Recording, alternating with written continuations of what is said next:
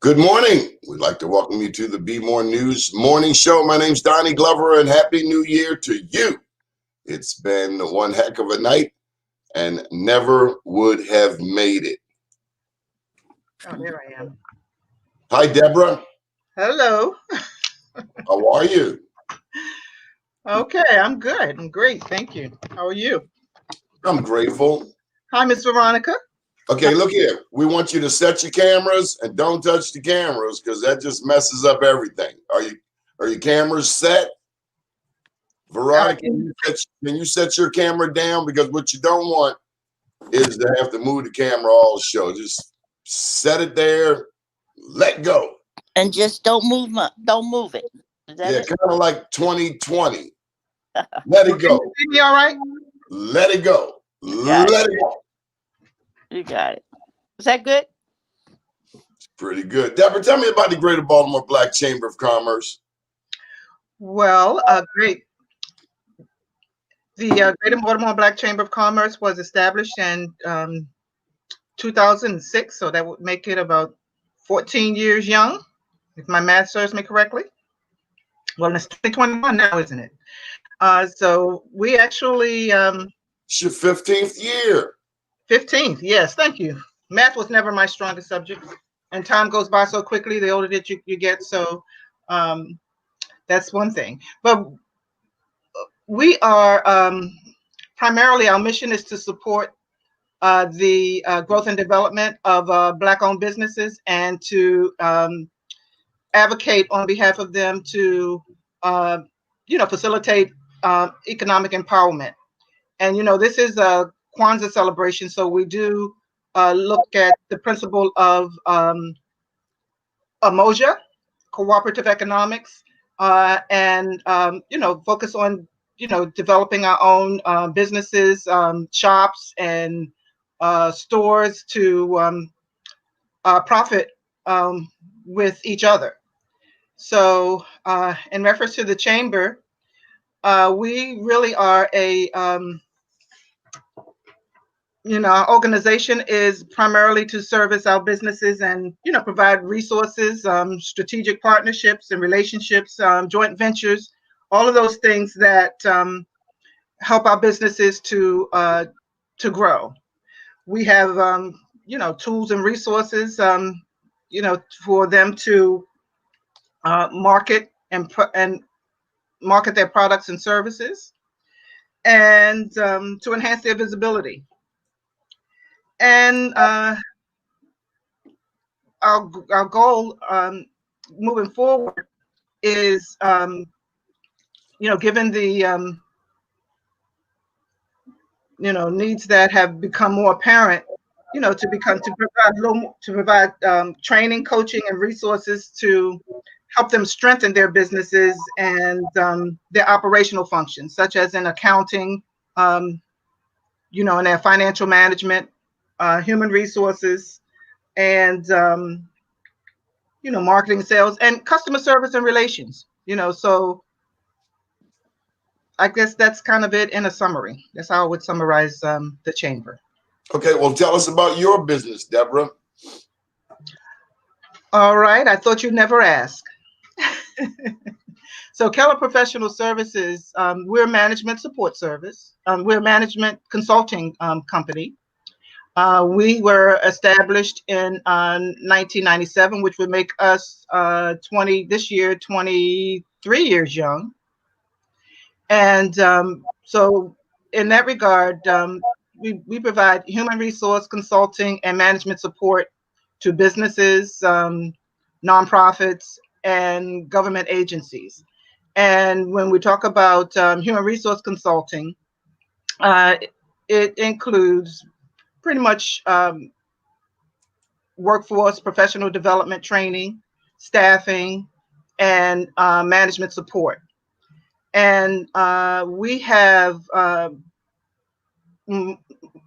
very recently found ourselves in, responding to the need of providing HR services and management support to small businesses.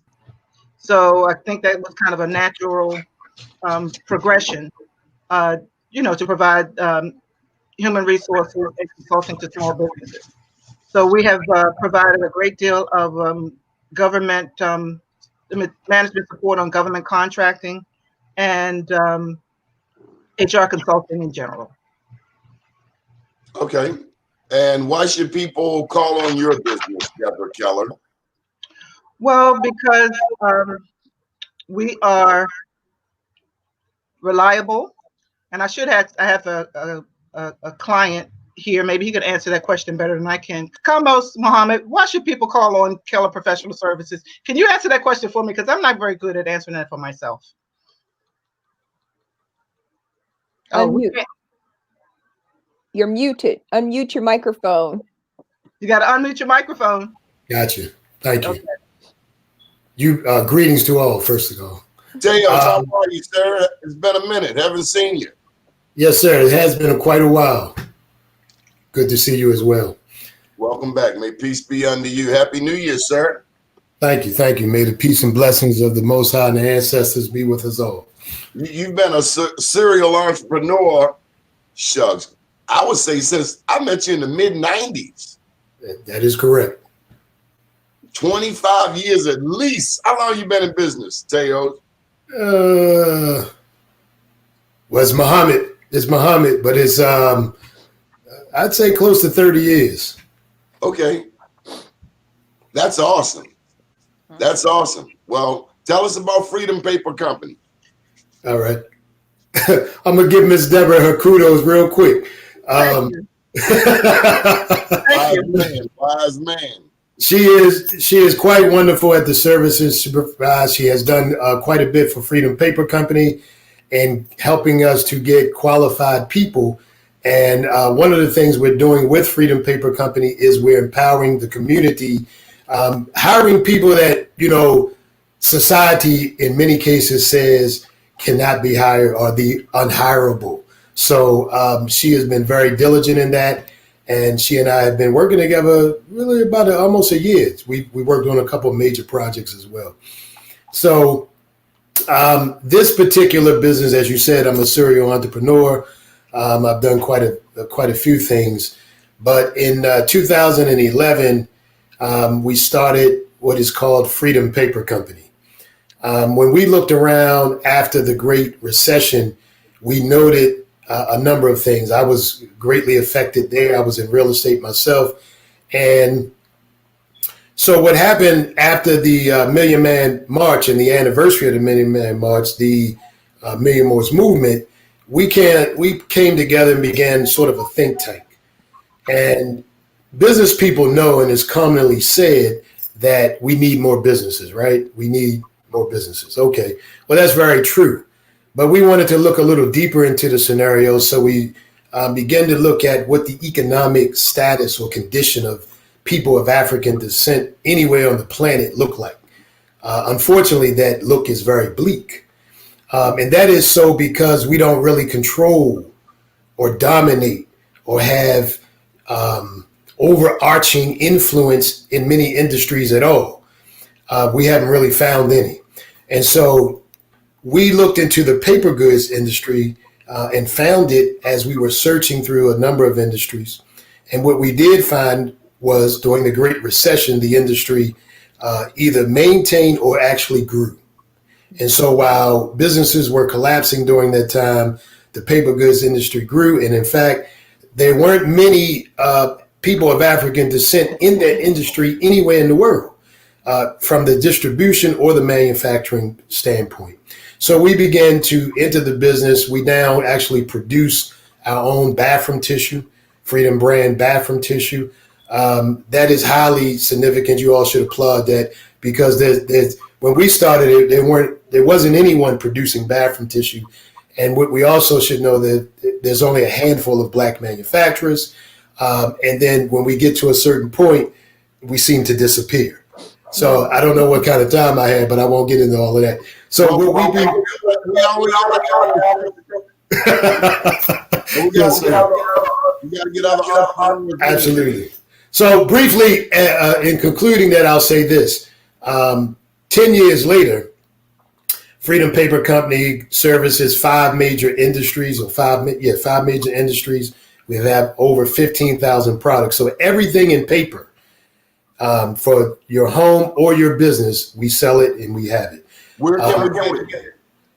We have a warehouse right at 2930 Washington Boulevard, so we can provide pickup service there. Our office phone number is 855-496-8458. We, of course, can deliver through the, we're using UPS today. So we can deliver that way at www.freedompapercompany.com. But I want you to put those in the comments on the right side here. Absolutely. And lastly, we can deliver to your home with a purchase of $100 or more, home businesses or whatever, free of charge. Okay. Marsha Jews, welcome to the show. Happy New Year to you, love. Well, Happy New Year, everyone. Thank you for having me. Marsha, you know, normally I would have started off with prayer, but you weren't here. Well, I was trying to be here. You sent me the wrong link. So I was sitting in the backstage in another location waiting on you. So You were in the wrong city. Marsha, come on, bless this show with prayer. You know we gotta keep God first. Let's get back on track. All right. If that's okay with the panel, is that okay with you? Absolutely. Well, thank God. Whew, so let us decrease and you increase, Lord. And thank you. We want to thank you, Lord, for allowing us to make it into this new year, 2021, Lord. Thank you for us to still be standing. Please grace us with your mercy. Looking at all of the people who have succumbed to this disease, Lord, please cover their families and give them peace, Lord. Please allow us all to pay attention to what we're supposed to be doing and to hear your voice and your voice only. We want to thank you for this opportunity and for this platform. We want to talk to you about how we need your intervention to help these businesses to grow and make certain that all of these employees and owners are covered, Lord. We need your help and your intervention and your mercy. In Jesus' name, amen. Amen. All right. We have Kendrick with us because I know he's right. There he is. He's coming. I'm here. Oh, well, where's your face? Yeah, where's your face, Ken? We don't see you. We see your logo. It's very nice. Kendrick? Can we see your face? Kendrick. He's off. I see my face on my end. You don't see my face on your No, end? sir. No, Corner of you. You need to I move also saw over. Lindsay Peel come in. It's Lindsay. I saw Lindsay come in. You need to move over a little bit. You're moving in the wrong Lindsay direction. needs to show her face too, Miss Deborah. We got a logo. We don't do logos. We do live people. Okay, so Veronica, you are on time. What's happening with your business? Tell us about it. Veronica? I'm sorry, I didn't hear you. It's sort of breaking up. Good morning and Happy New Year to Good everyone. morning. I have an insurance agency. I've been in business for a long time, probably since 1989, various businesses. I've been in the insurance business since 94 and had an independent agency since 2000. Wonderful. So pretty extensive that way. My background is I'm local in terms of having been educated here in the city, and I've been involved with our local businesses as well as federal government contracts. We have employed our people over time. I'm very involved with activities in our community, and we just reach out to other businesses in terms of support. We support your personal business as well as your commercial business, and we've been here for a good long time. Grady Wright and Associates. We're currently now located in Glen Burnie, Maryland. We were in Baltimore City for several years, and we're part of the community, and we'll be here for a while. That's our plan. That's our goal, and we look to work together with other local businesses. Veronica, why are you a member of the Greater Baltimore Black Chamber? Did I say Deborah twist my arm, or did I? That sounds like Deborah. Tell the truth. No, actually, the benefits. I think the organization is worthwhile and necessary. We need each other to grow. And there has to be a nucleus, I believe, to put us together in that environment. And I think Deborah's leadership has been very good to do that. And so, she's brought in quite a few businesses and people in the community, and I've seen it grow over time. So it is important, it's essential, and it's worthwhile. Mhm. What would you say would be the top 3 things that are priorities for you, Deborah, that you would like to be able to make happen for your membership? Well, the first one at the top of my list is for businesses to understand or to develop their infrastructure and position themselves to compete in the marketplace. And that has been, that's always been our focus. But when the pandemic hit, we kind of really saw the true picture of where our non-strengths are in terms of being positioned to compete in the marketplace. So we want to develop strategic partnerships and programs that help our businesses be better positioned through bringing in the right resources and partners, to help them understand and to grow their infrastructure. My second, and they're all tied in. The other priority would be to help our businesses understand that being employers, economic empowerment means employing people in our community, or just being employers, and how that helps to empower our communities through employment. Many small businesses get in business for different reasons, and oftentimes I thought we get into business to make a profit. Well, they make a profit, exactly, but and you some can't people try to make a difference, but you got to make a profit, because otherwise you're out of business. Hold tight for that, Deborah. We want to pull in this young lady, Lindsay Peel. Hi, Lindsay. Unmute Good yourself. morning. Good How you morning. doing? Hello, everyone. Happy New Year. Good. Can you keep your phone situated, stationary, not touch it? Yes, So sir. tell us Does that about your work? business. Yeah, because we see all of the movement. Absolutely. So, Tell us my name about is your business, Lindsay Lindsay. Peel, and I have a Darling. yes, sir. So, Kingdom Vision Consulting is a boutique financial consulting firm specifically for entrepreneurs. We help the everyday entrepreneur, early stage and season, really be able to develop financial strategies to catapult their business. My particular firm was actually born out of COVID. So I'm a former business banker, and throughout this entire pandemic, I saw the amount of Black businesses specifically who struggled to obtain government funding, who struggled to create and rely on their banking partners, if they had any banking partners. All I need in the industry specifically for business consultants who can help entrepreneurs connect with their financial institutions. So a big part of what Kingdom Vision Consulting does is we make sure that all of our entrepreneurs have every active member on their financial dream team, whether that's your Lindsay, I gotta accountant, stop your you. I bookkeeper. gotta stop you. It's not a No good problem. connection, Lindsay. It's not a good connection. Marcia. Yes. So it's a brand new year. We're gonna try Kendrick. Kendrick doesn't have his picture up there. I'm not really sure. Kendrick, are you there? Yeah, I'm here. I'm Make streaming to 3 microphone. different places though, so I want them to see Oh, y'all. So I didn't know. We so thought when I you were press, on this show.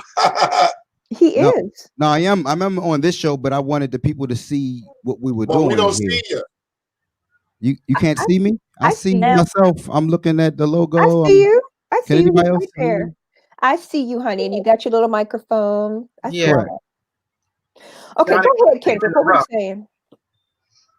Well, hello everybody. It's an honor to be here. Happy New Year. The year is 2021, and that means 2020 WON because it was a harsh year. So 2021 means 2020 it won. So let's move forward. I'm excited about the chamber. I've been serving as the president for some time now, and it's been amazing to see how the organization pivot in this pandemic so we could transition using technology. So I'm excited about our partnerships that came on board that just with the Black Lives Matter movement. It seemed that everybody wanted to help organizations. And so, like I heard Miss Veronica say, we are a hub for Black businesses. And so we're excited to impact legislation. So we're always looking forward to get involved with anything that impacts policy that can increase your bottom line or change your bottom line in a positive direction. We always say, let's remove the word networking and replace it with relationship building. Because once we build relationships,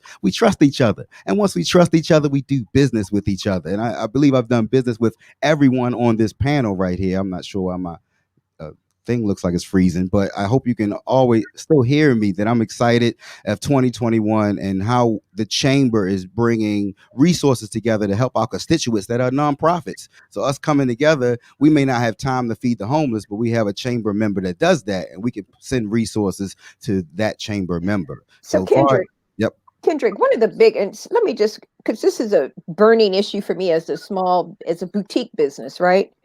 How do you get past all of the foolishness that we have to go through within these major financial institutions and get some serious funding collectively for our organizations to be able to undergird what they have? We're sitting here talking about freedom paper. That's a huge thing. Hopefully he has a connection with some institution where he has a line of credit and he can do all the things that he needs to do. What are the institutions that are here in this city that give us what they would give a BG&E and what they would give to other major corporation here in this town? We need access to capital, and we need to be able to deal with all of the things that are coming out of Washington and getting funding and making certain that all of our employees are taken care of as well.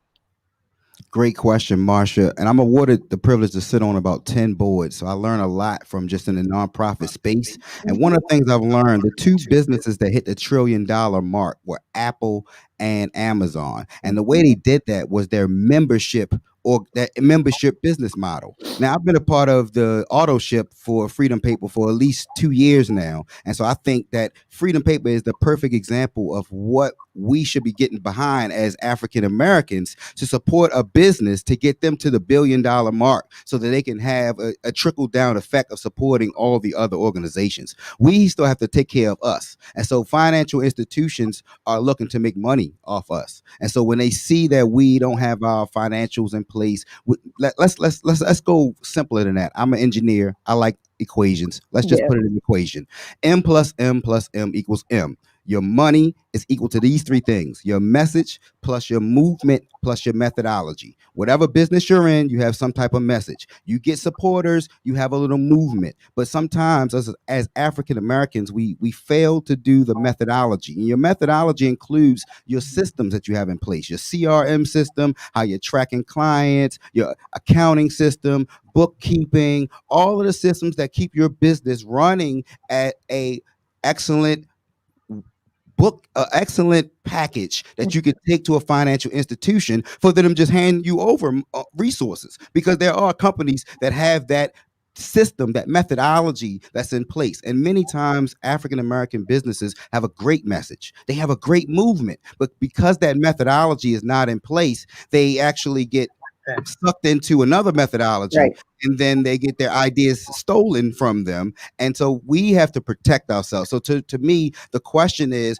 as a Greater Baltimore Black Chamber of Commerce, we want to be the vessel where resources are found to protect yourself. Resources are found to get your financials in place. Resources are found so you can get your MBE status, so you can take advantage of these opportunities that are there, but you may not know that if you are still doing a hustle or you have a business, as they say, not business.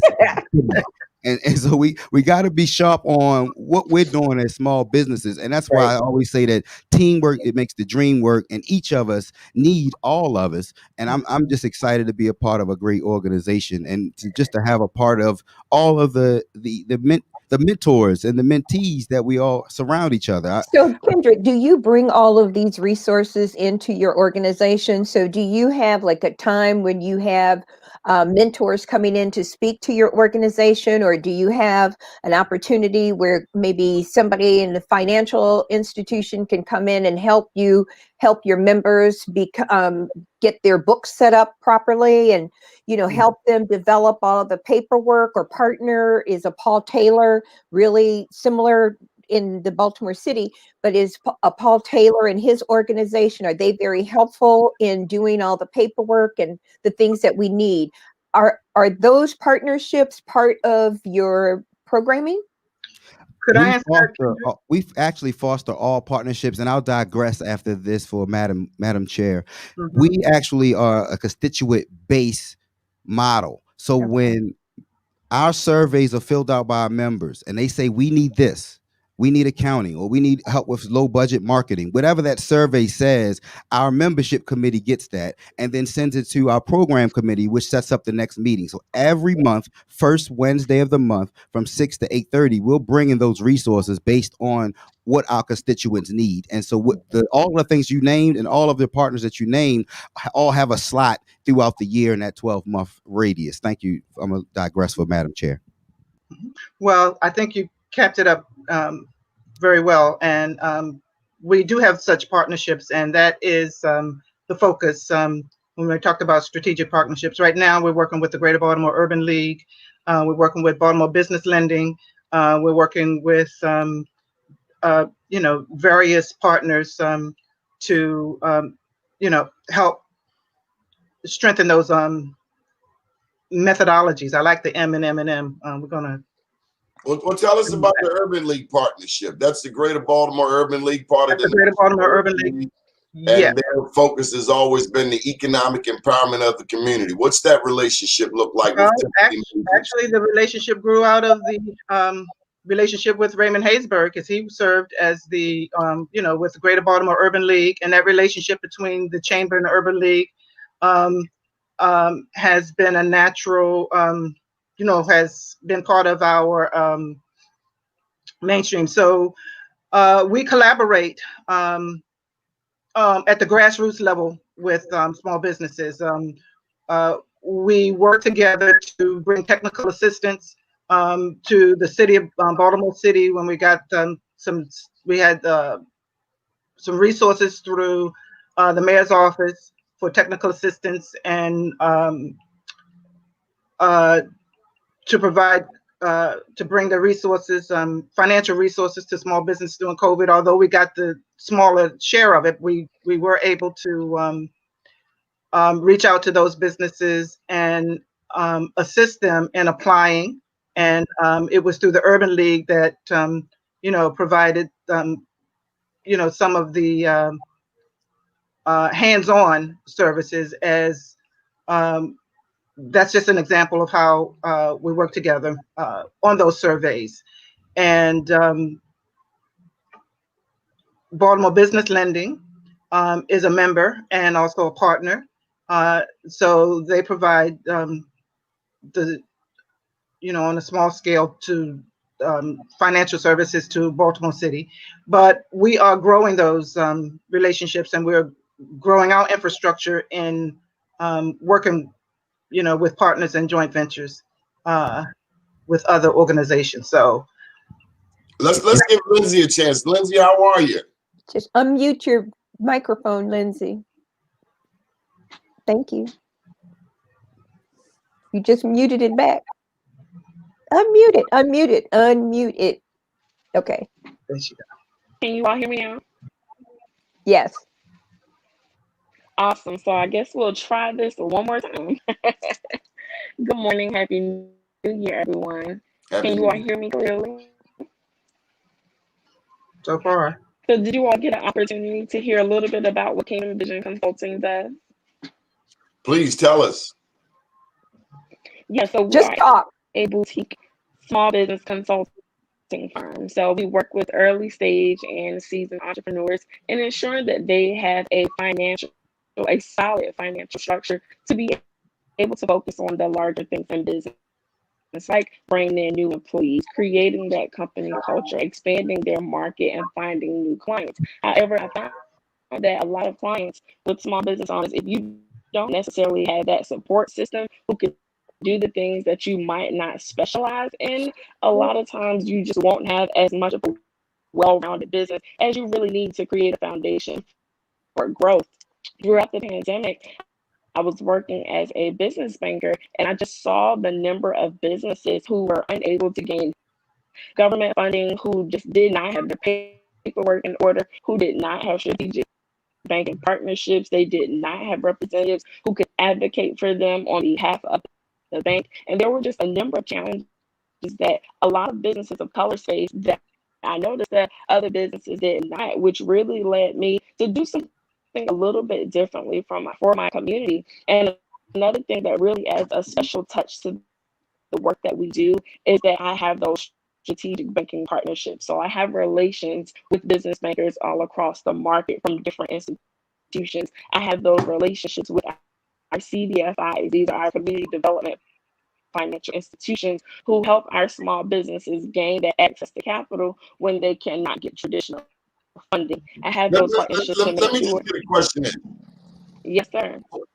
How did y'all help people get funding through COVID? Anybody? As the Well, chamber, I'm sorry, Mr. Crow. Did you help anybody get funding through COVID? Absolutely. yeah. Yes. Tell Yes. us. Absolutely. Veronica, you got a story? My story was calling the banks, using our relationship with the bank. Obviously, we've been around a while, so we clearly have the relationships with banks, and we were able to get some grant money. We had aversion funding money and the opportunity for the EIDL loans as well. But again, you collaborate with your business partners to discuss what opportunities are out there, and we share. That's one of the things that I find the chamber provides is, again, that hub that allows us to pull on the resources necessary. And when someone knows something that someone else may not know, there's an opportunity to share to a larger number of us. And that's what we did. I mean, it's like I talk to my clients as well as my colleagues and say, there's money out there to be had. This is what you do. And so that's sort of where we were. And so we were fortunate in that respect. Mr. Muhammad, what was your experience? And may I add something? I'm sorry. Sure. So one thing that the chamber also did was See, within the membership it's a committee, bad we made. I don't know, Marsha, are you hearing it? Yeah, she's going in and out. You're going in and out. It's a challenge hearing you. Is this a little bit better? It's not you, it's the device, I would imagine. It's Okay. the internet connection wherever you are, it's not stable. Oh, okay. So let's I'll shift to try to Mr. go Muhammad. ahead. What was your experience, Mr. Muhammad? Well, in terms of getting funding from PPP funds and this sort of thing, we were able to do something early on due to a relationship with our banking institution. We do bank with a black bank, which is Industrial Bank out of Washington, D.C. But I think this in general, I go back to the roots of the chamber, the Greater Baltimore Black Chamber of Commerce. And the current leadership, who I talk to both quite often, I think are very capable and able to take the chamber forward in 2021 to the position of strength. And what I mean by that is, with everything we talk about as Black businesses and all the things we know we should do, our paperwork, our accounting, and even more so, let's say the technical aspects of things that Brother Kendrick talked about today that we have to be more attuned to as business people. The old-fashioned things of organization and structural power and inroads are still very necessary. And so when we look at other communities, we look at their business organizations and we see how they gain power and access through their business organizations. I like what Brother Kindred said in regard to the model of consensus of the membership, gaining the insight of the membership's desires and wants.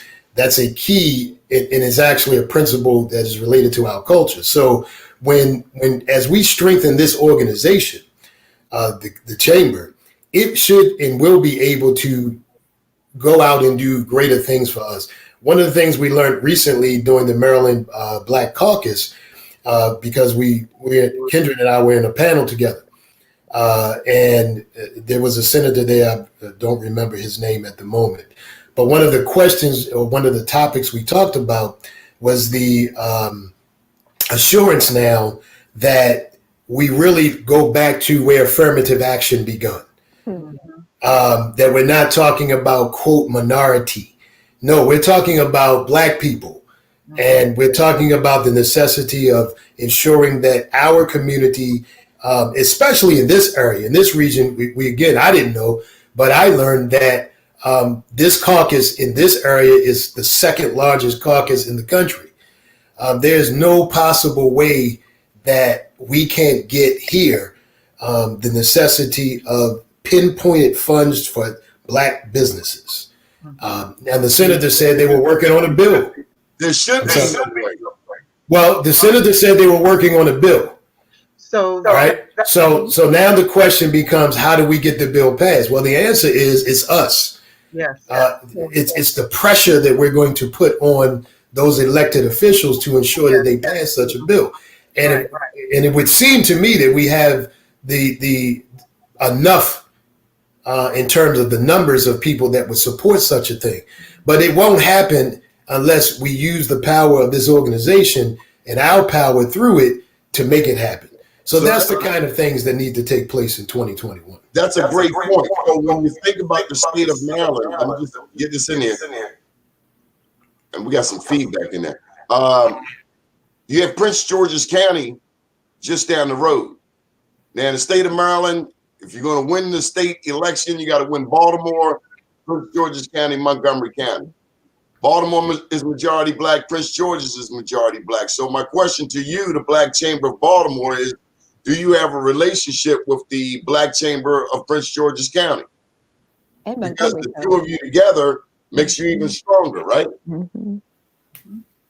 Well, to answer that question, there is collaboration with Prince George's County, and but we're working on the relationship. But there is collaboration from the standpoint of sharing information and communicating with one another. We do have a strong relationship with the Black Caucus, which covers, that state of Maryland. But back to the point of, I think it was Sister Martha Jude who asked about what do we need and how do we feel the need for businesses in our city and our region. So the chamber represents Baltimore City, Baltimore County, Anne Arundel County, Howard County, and Harford County. And that was the way that the Greater Baltimore was established, because in 2006, we didn't have all the chambers that we have today. But advocacy and legislative advocacy is how we do that. So that brings it full circle in terms of what would, what will make that great impact today. And engagement in our businesses. That is that's continues to be a challenge, because a lot of small businesses, we have to learn that we have to, come out of our shell and kind of be willing to be vulnerable in order to learn and grow. And so, that's a unique challenge. So we're unique. So we understand, what those matters are. And so we're trying to design our services. We're conducting a survey right now with the Baltimore Urban League to help prepare for the next round of funding. So our first effort, like I said, was we were very intentional. We had in May, we had a webinar through the U.S. Small Business Administration and the White House Business Council to make sure that the businesses knew what was there, the money that was there, and how to get it. And so that was our very intentional about getting it out there, and that just let us know those who were in position got a little piece of it. And so we continue to work and improve. Last thing I want to say is about economic empowerment, and I heard community a lot. So it all comes down to being able to impact our businesses through having a stronger presence economically in our communities. So that's the whole big picture, and it's a lot. There are a lot of moving parts. Right. There are a lot of moving parts. So we need people to know about the chamber, and we thank you, Donnie, for this opportunity, because we need help getting, God has got it. That's all I can say. Right. Right. That's what I have a question for you though. So, how many members do you actually have in the organization? Pre-COVID or post-COVID? Okay. Whichever one you want to tell us. Okay. So, we have 100 members now, because we have a little over 100, because we have not dropped. A lot of our members have dropped, but we continue to carry them. So we have close to 100 active members that were actually that are active. So we're still counting those members that we've lost, because we continue to reach out.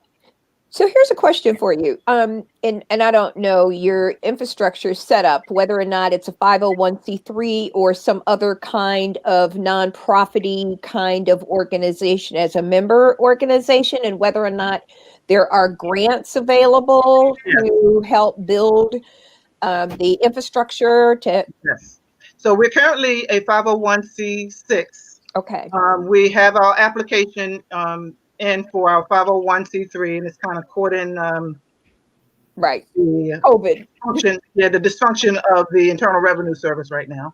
But we do have fiscal sponsors. We have fiscal sponsors that allow us, that work with us. So we are building and positioning for those grants. Okay. So yes.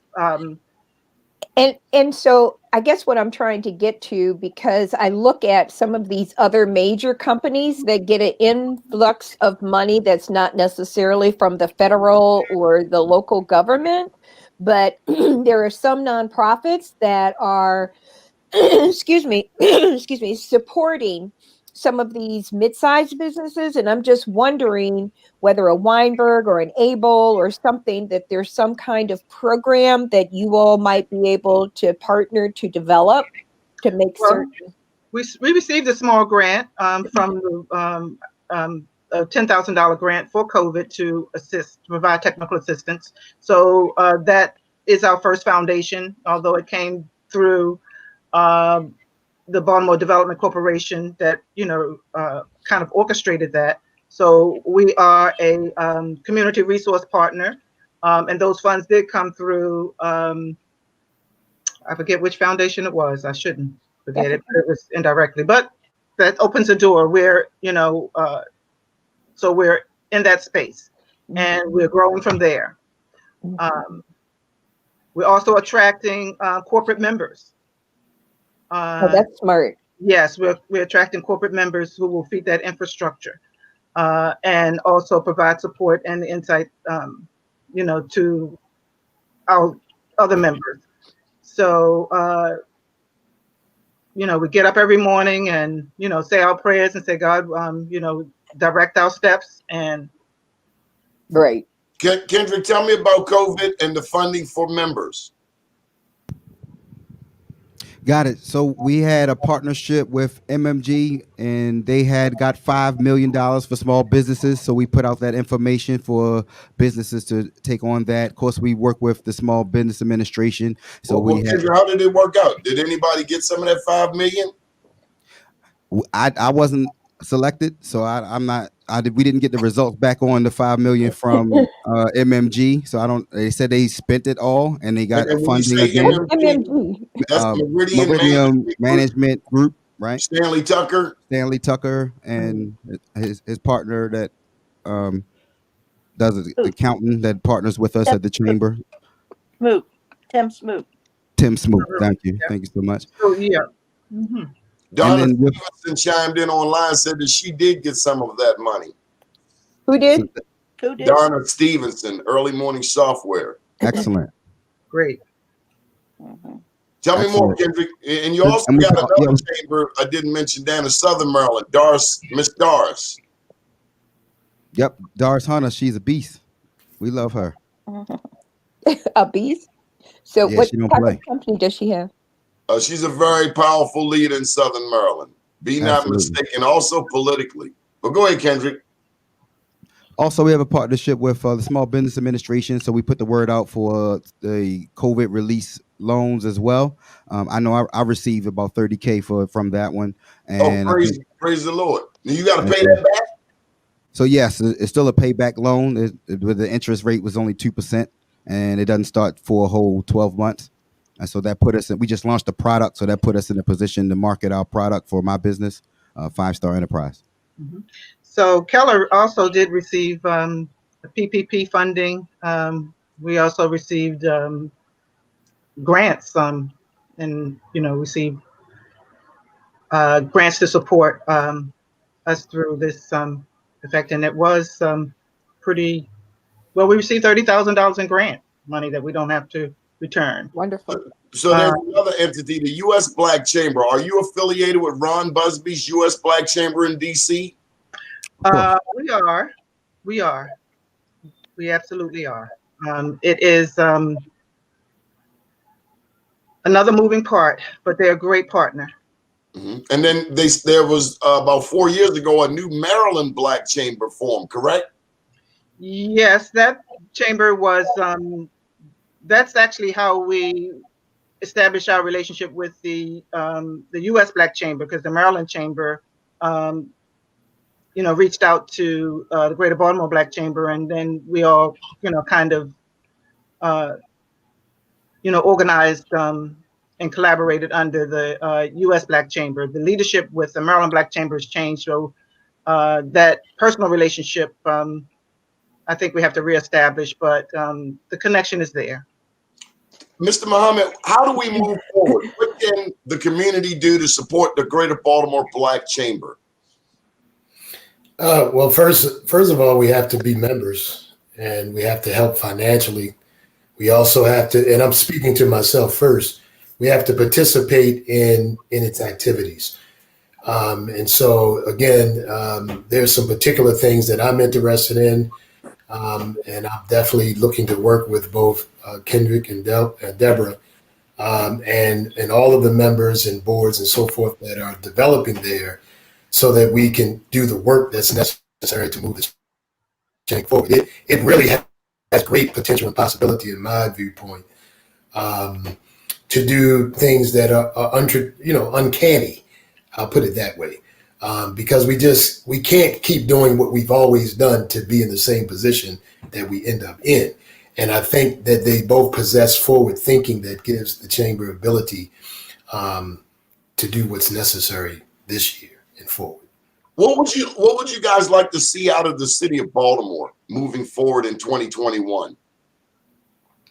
I'd like to see an effort to clean it up and to employ people to clean it up, and to work with the local businesses to employ people to clean up the city. That's just a pet peeve that I have with. Well, I was thinking more of the board of estimates. You got a black mayor, a black city council president, a black comptroller. Every Wednesday down at the board of estimates, contracts are doled out. And so I'm not sure who mentioned it earlier, but At what point do we parlay our black majority? I think it was you, Mr. Muhammad. Where do we parlay our black majority status into black majority contracts? But don't people have to be certified with the city in order to be able to bid on some of those contracts? So is that infrastructure together to be able to be certified to then be able to stand there? Now, it's important for the community to be in those conversations at the Board of Estimates meetings and to do before you get to the meeting is when you have to do the lobbying to make certain that people even understand what your agenda is that are on that committee. So if you get that before you even get there and know what's going to be on the agenda and start working it that way, and if we create the support system to make that happen, now we're talking about a movement of people and requirements that people have to deal with. Well, I'm going to say something that people may not agree with. I have never wasted 5 minutes of my time trying to get certified with MBE. What I've spent my time doing is trying to get to know the people who make the decisions to say, hey, give him a contract. But that's my experience. Both are important. Benefited from MBE? Yes, both are important. Yeah. So both are, you know. If I can speak on that. Less than 10. Yes. When we had the ombudsman come in from the governor's office of minority affairs, I know they changed the name since then. The ombudsman said it this way, and I'll share it with you. He said that with our advocacy, because one, you have lobbyists that are getting paid to sway decisions. So we advocates do the same work as lobbyists. I learned that from our legislative committee. And so when we advocate, we still got to understand that it takes us all to know our elected officials. We have to value who we represent, who represents us in whatever decision there is. And the way he said it was because a law was stated that 30% of all prime contracts have to go through a minority business. Therefore, if you're not certified, you're not even satisfying that quota. So if you could be the best at whatever you do, but if I'm an organization that needs to satisfy this quota, I'm going to go with the company that's going to help satisfy the quota, not the company that's the best at what they do. And so when I heard that reminded me that if you're not at the table, you're on the menu. And I wanted to share that statement that I wanted to share. I'm not at the table, you're on the menu. That's very interesting.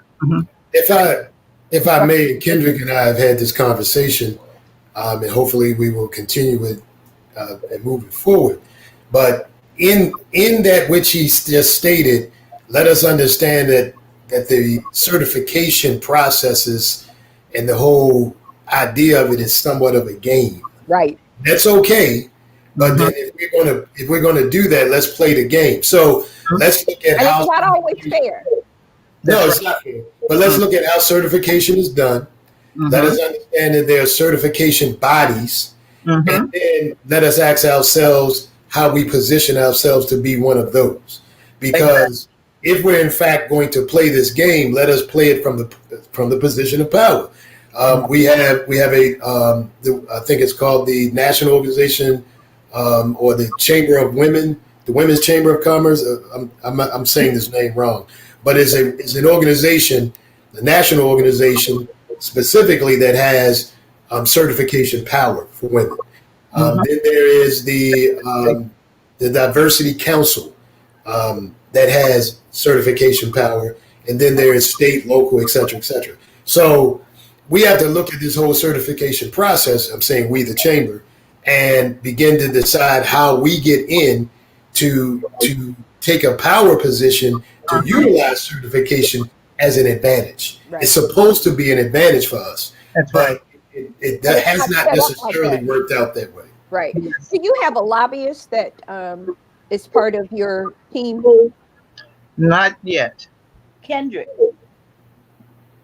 a lobbyist. Kendrick, you the lobbyist? No, not at all. Not at all. I'm an advocate. I do the work. Real big Lobbyists get paid. Lobbyists get paid. Advocates do it for free from their heart. So I'm an advocate. I don't get paid to sway a decision from our elected officials. So the difference, the work is the same. Lobbyists do the work, and we've had two lobbyists.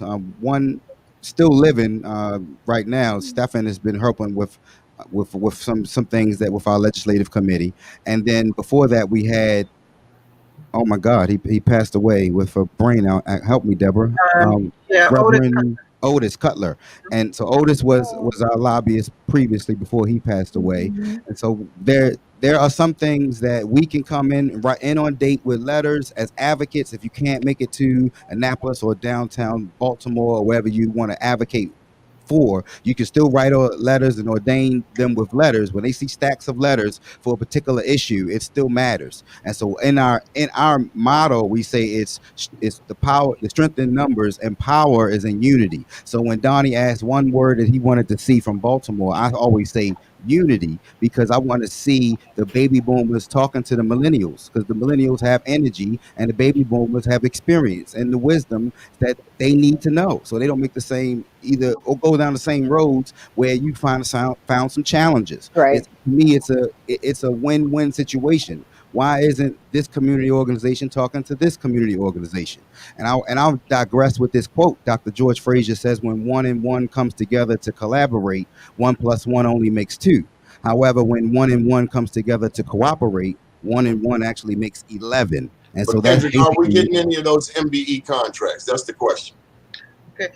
Well, we are. our meeting is actually next week. So if we want to come in next week, we have Sean Stinnett, whose job is to make sure certain quotas are hit. So Sean Stinnett will be our guest speaker next week, first Wednesday of well, actually in 2 days, right? Or a couple of days next week. What's the date for that?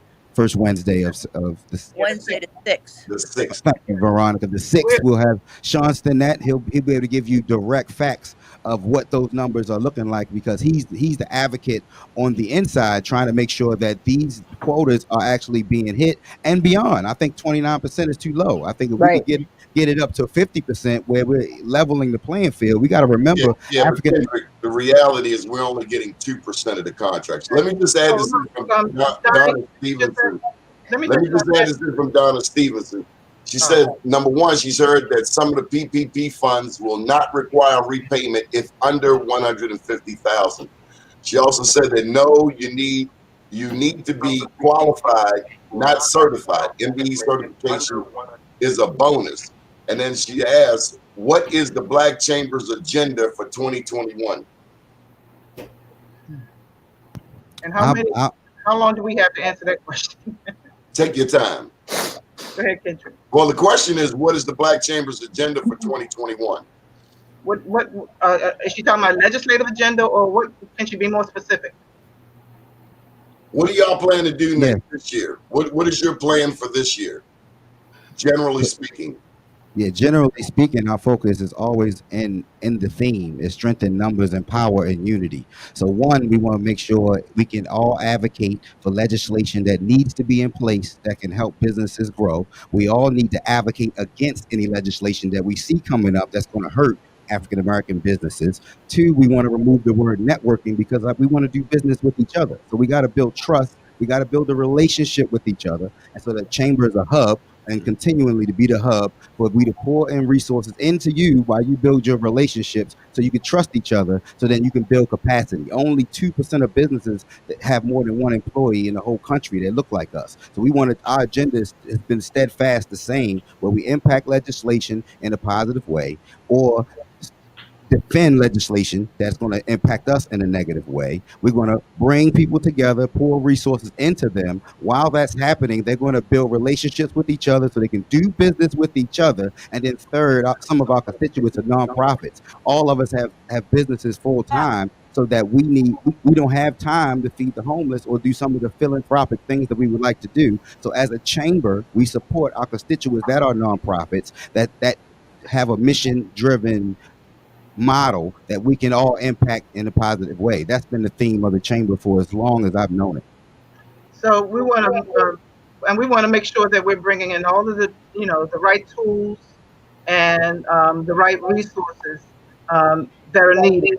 And so we are conducting surveys right now to find out more about what the needs are, so that we are intentionally and strategically developing programs that we can run through our 501c3. So our primary focus is, to get that 501c3 and bring in the programs and services that the small businesses tell us that we need, so that we can help to build those methodologies that will strengthen it. So there's we got to meet it from the top down to the bottom up. And again, there are a lot of moving parts, but there's the broad and then there's the tactical pieces. So Do you have full-time support staff? and that is another goal. Thank you. We have to recognize, so that is thank you for that question. In order to meet the goals and the mission of this organization, we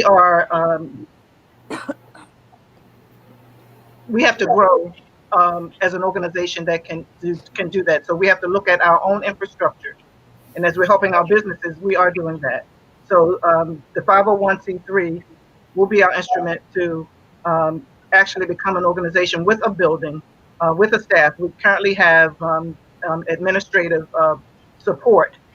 And we need, so we're moving in the direction to have a staff that can meet the day-to-day needs of this organization. Veronica, what does 2021 look like for you, Veronica? So I don't look so haggard. For me, it looks like maintain, really. I've been in the business a while, so I may be running on the other side of the hill, guys. So I'd like to, let me just say, so this is what Kendra just said, though, is whatever I can share in terms of my years of experience to help others would be the most for me. Of course, I always want to grow business and be profitable, so let's just keep that in mind. But so give us a tip for 2021. What advice would you give other businesses for 2021, Veronica? My advice basically would be to continue to seek opportunities with people who are in positions, and to understand how legislation works for you and be involved. You have to be involved. If you're not a part of the meal, if you're part of the meal, you're not at the table. So get a seat at the table and put your thoughts out there, so that what your needs are, others will be aware of, and you can get a piece of the pie. That's really what it takes. You have to be involved.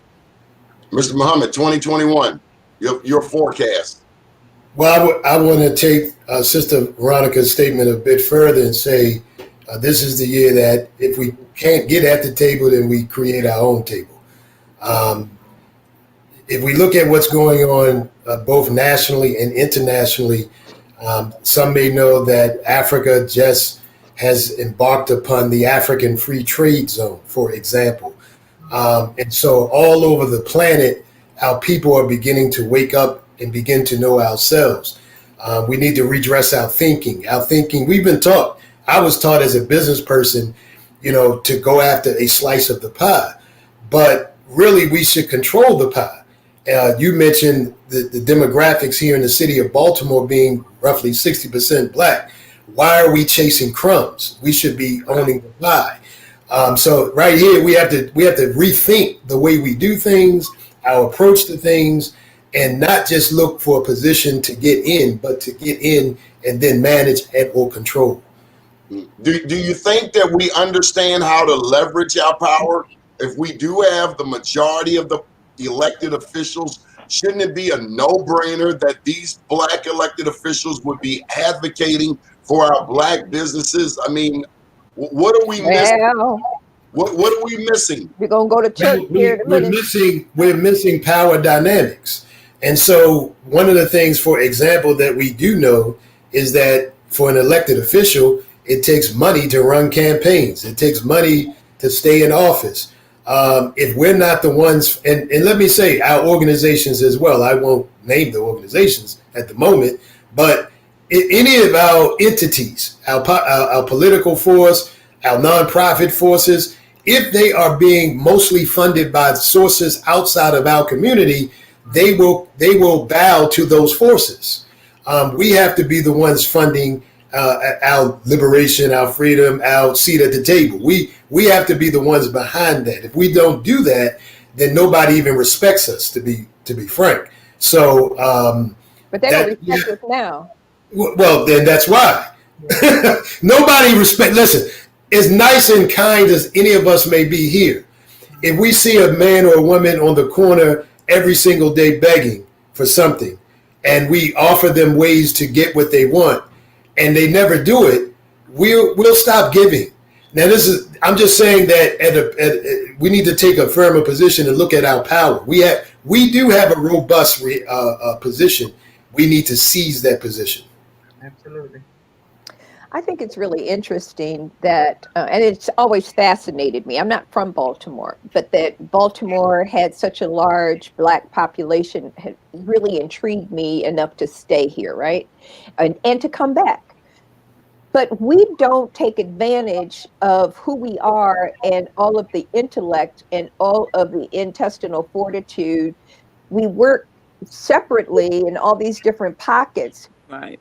But the day that we start talking about being in a collective environment and using a voice that can help us do what we need to do, we can't work in all these different little corners, but nobody's talking together. I feel like we almost need to take and do a retreat with all the Black businesses and all the Black organizations, and we need to go off somewhere, lock down, and come up with a strategic plan and set it forth to this new administration. Because at the end of the day, we're still having the same conversation we had 20 years ago. I moved here in 1980 something. And I'm still having the same conversation that we had back then when I was at the Afro. And so how do we move that? How do we move our agenda? We've got all these brilliant voices. You know, back then in the day, they talk about the Goon Squad, but we also talk about the President's Roundtable at that time. And so Brenda Goburn Smith was running it at the time, and I had an opportunity to be at that table because I was working with her. These people were sitting, they were Ken Wilson, who ran all of the harbor, all that inner harbor, what do you call it, where the boat slips, all the boat slips down at the inner harbor. You had Ray Hager, took over then with Park Sausage. You had all these people, Osborne Payne and Harlow Fullwood, and all these people who were but they sat at the table together with these different organizations, these different corporations, and then they brought in people from outside to sit down, and they demanded what we wanted and needed. And so surely there were some people who were over there at City Hall that had to be talked to, that had to understand what their commitment needed to be to our businesses. Let me just add this in there, Marsha. When you talk about City Hall, and I hear Kendrick talking about advocacy, when I think of advocacy, I think of Bob Clay. Right. I think of people who put their life, they literally put their life out on the line. Bob Clay was killed in the city of Baltimore, if you ask me, because he was advocating for Black business. So this is life or death, not just it's not a for game. us individually, but for our city. If we can't get a piece of the pie, again, when you think of a Bob Clay being killed in this city, and we know it was real. And this city said he committed suicide, a Black man with a pocket full of money. No, he ain't going nowhere. When they tell you that Sean Suter committed suicide. Not true. We got to understand this is life and death, and some people don't want us here. They can build up Port Covington. They can build up Fells Point. Therefore, from Mondawmin. But we are dying. And there are some people that don't want us in the city of Baltimore, no matter who your Black elected officials are. I'm not that confident in them. And Port Covington is its own city for real.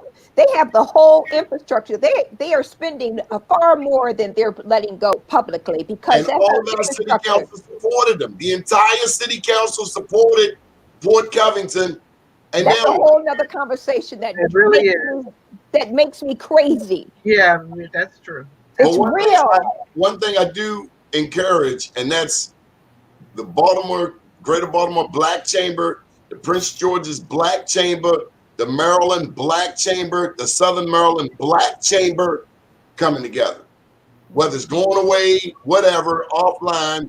We need each other. And in 2022, there's a governor's election, and all of these people are going to come and tell us what they're going to do for us. There's a lady that came on this show, Brooke Learman. She's running for comptroller. And we hit her with the questions. What are you going to do for Black business? We don't want people to come by singing Kumbaya. Well, that's what they're going to do, but it's all different than what they do. No, we want business. They're going to say it. They always say it. They've been saying it since I've been here, and they've been saying it everywhere else I've been. And they're going to keep on saying it until you hold their feet to the fire and make them do it. You got a comptroller down there right now that's been doing and saying the same thing. He's going to run for governor. Come on, give me a break.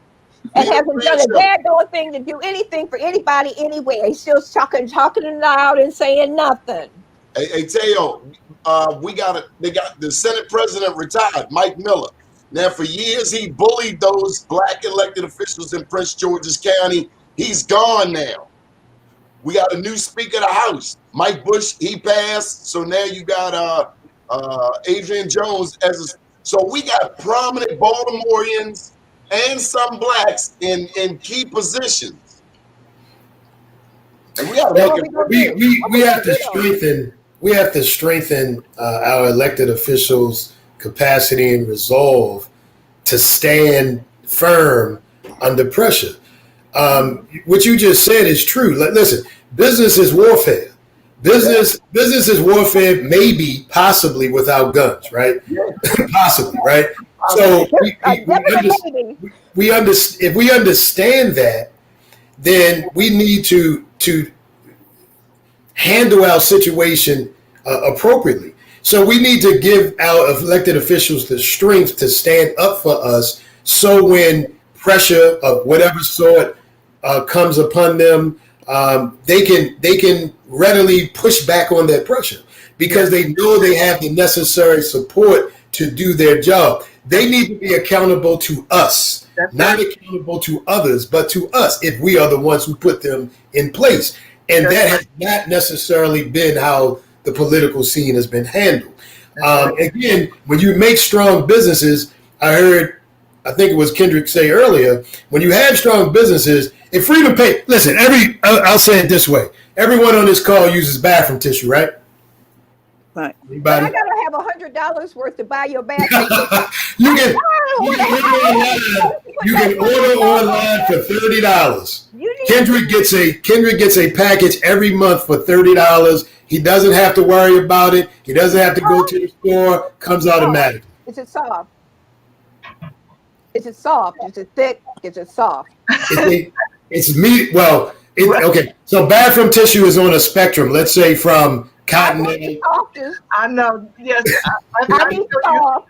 I need soft. Yeah. I understand. Listen, let me quickly say this.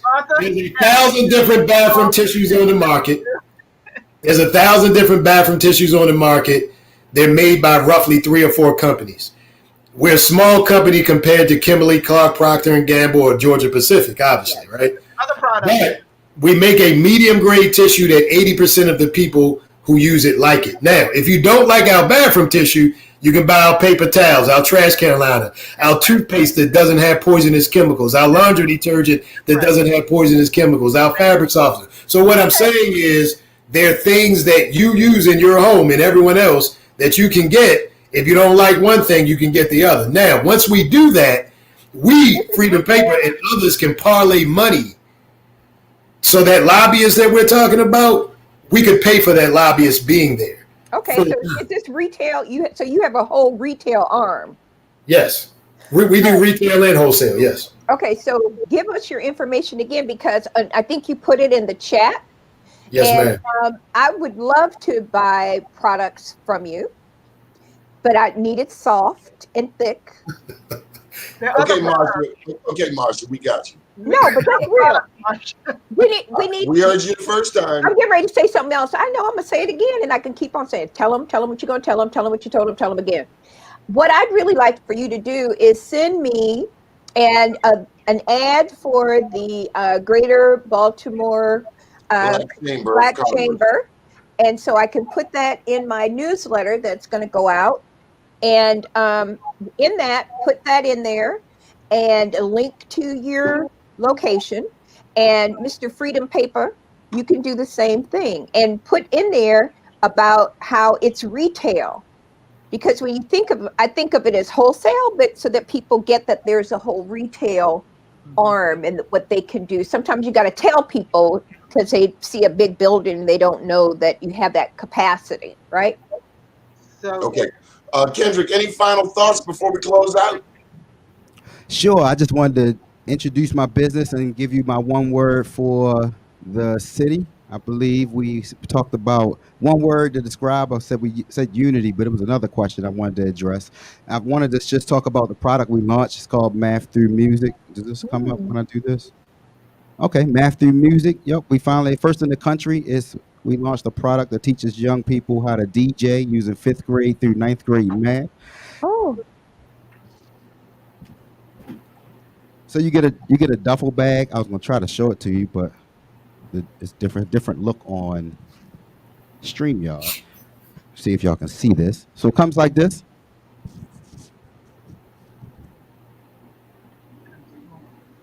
So if you're on this stream, you know any educators, please take my contact, linktr.ee is my link tree /DJ 5-star. It comes with a curriculum teaching you how to DJ using 5th grade through 9th grade math. It's first in the country. We partnered with an organization out of Canada. The Canadian federal government did a 5-year study. It doubled math scores there. So it comes with the curriculum, comes with a laptop with all your software, all your hardware, embedded videos to teach you the curriculum so I don't have to be there, your DJ controller, videos to tell you what's in the bag, everything that you need. And we pivoted in this pandemic with virtual solutions. So we provide graphics and audio scores for organizations. We have the Iconic Conference coming up with the Black CEO. I'm excited about that.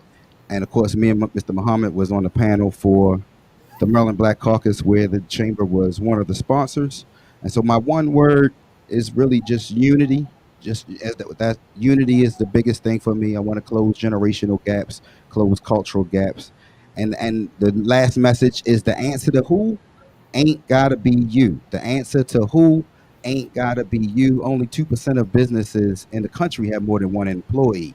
So we want businesses to scale up so that they don't have to work in their business, they're working on their business. Sometimes business leaders miss opportunities because they don't have the staff to run their business, so they can step away to get to that decision maker that you were talking about, Donnie, that can give them that contract. So the chamber is the hub that you come to, you build relationships, you earn trust, so you can do business with each other, so you can scale up, hire more people, and now you can work on your business and not in your business. So that one phrase is the answer to who ain't gotta be you.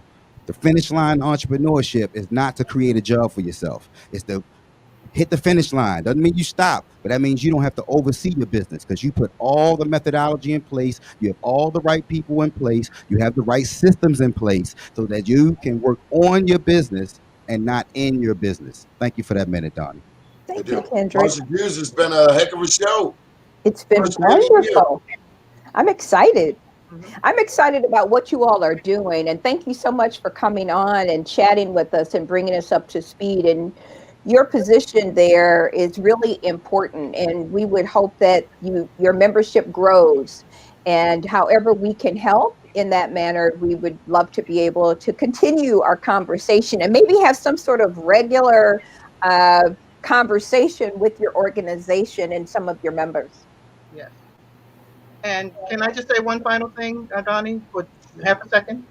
And if you're a small business and you need some of those services that Kendra just mentioned, please reach out to Keller Professional Services. We do provide human resource and management support to those small businesses to help you with that. Great. And that would be it. Good deal. Well, thank you everyone for joining us for the first day of the new year. We pray that Almighty God blesses each and every one on this call, bless our Black businesses, and also bless us to do our homework, tighten up where we need to tighten up, and put pressure on the elected officials. If you're trying to reach your city council people, we'll say it again, or anybody in city government, call 410-396-3100. Everybody should know that number. That's how you reach your council person, city council president, mayor, comptroller, 396-3100. Down in Annapolis, main number, 410-841-3000. 410-841-3000. Every state district has one state senator, 3 delegates, and a state central committee. Know those people, know their phone numbers, know their cell numbers, know their email address. Stay on them. It's not enough just to vote for the same elected officials over and over. Right. You have to apply pressure to them. You have to know where their girlfriend lives at, what strip club they go to, what restaurant they go to. Find them, stay on them, tell them what you need. My name's Donnie Glover. Up to date, down tomorrow. D-a-day. I was joking about the strip clubs. Lord have mercy. Kinda. You know you're wrong. You're wrong. You're wrong. Kinda. I'm up here in the strip club. Up to date, down tomorrow. D-a-day, and everything will follow. Nothing to it but to do it. I got to do it, regardless of how I feel. I am somebody. I am my brother's keeper. Good morning, Baltimore. Good morning, Baltimore. Thank you. Thank you all. Thank you.